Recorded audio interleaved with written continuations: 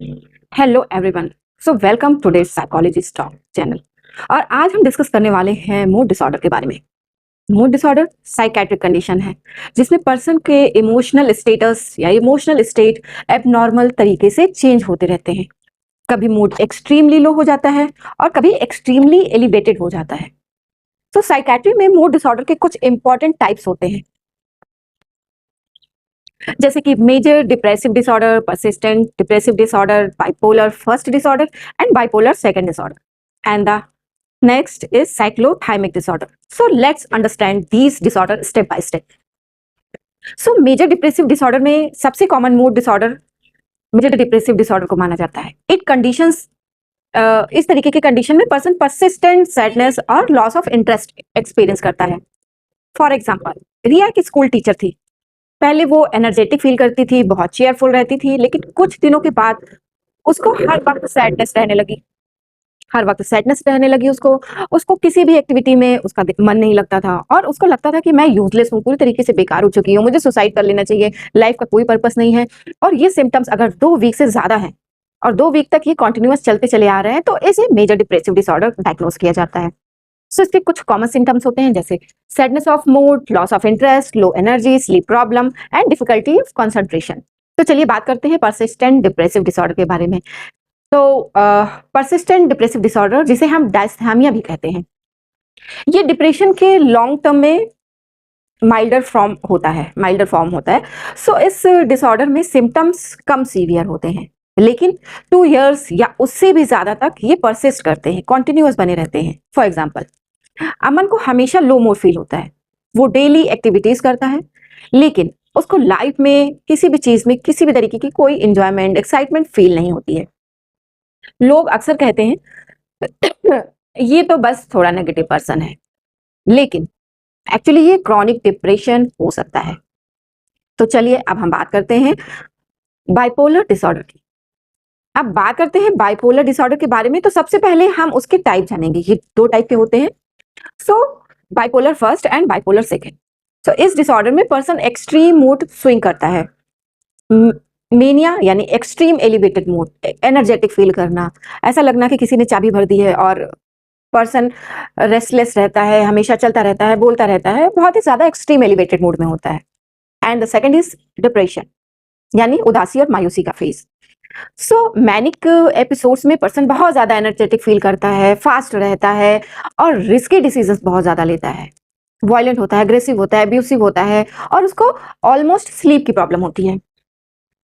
For example, Rahul suddenly बहुत confident और energetic feel हो रहा है।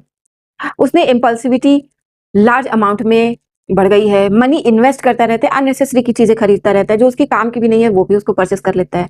उसको लगता है कुछ भी अचीव कर सकता हूं मैं, मेरे अंदर कोई एक्स्ट्रा पावर आ गई है, कोई एक्स्ट्रा मेरे अंदर सबसे अलग कुछ हटके है।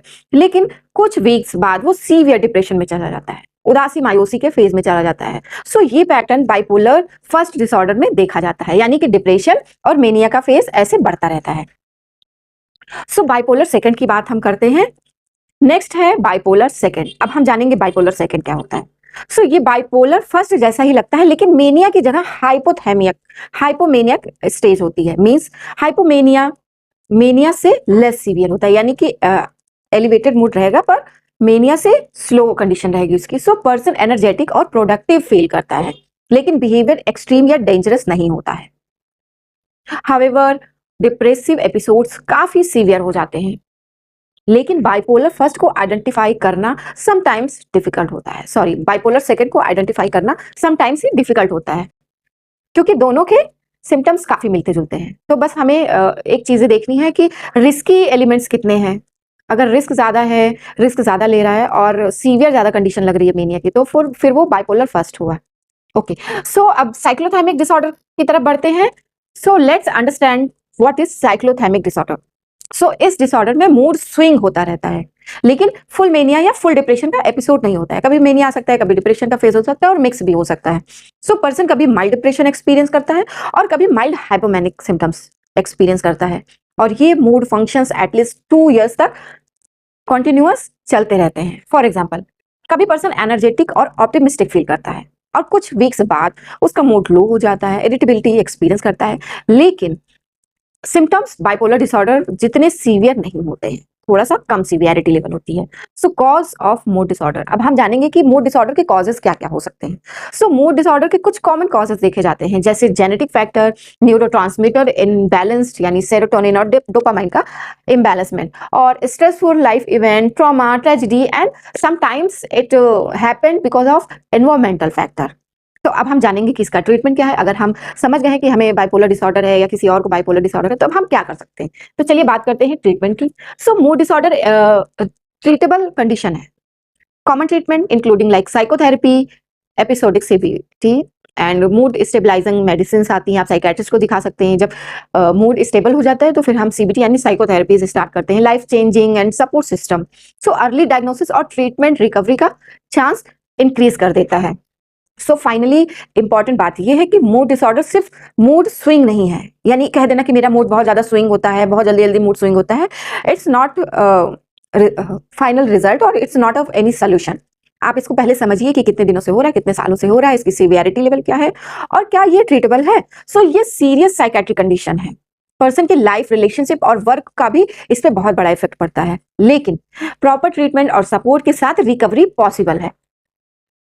So if you found this psychology talk helpful, please like, share and subscribe my channel। और हमें नीचे कमेंट बॉक्स में कमेंट करके बताएं कि आपको नेक्स्ट टाइम किस टॉपिक पर डिटेल नॉलेज चाहिए। सो मिलते हैं अपने नेक्स्ट एपिसोड में नेक्स्ट टॉपिक के साथ। तब तक बाय बाय और स्टे हैप्पी। नमस्कार।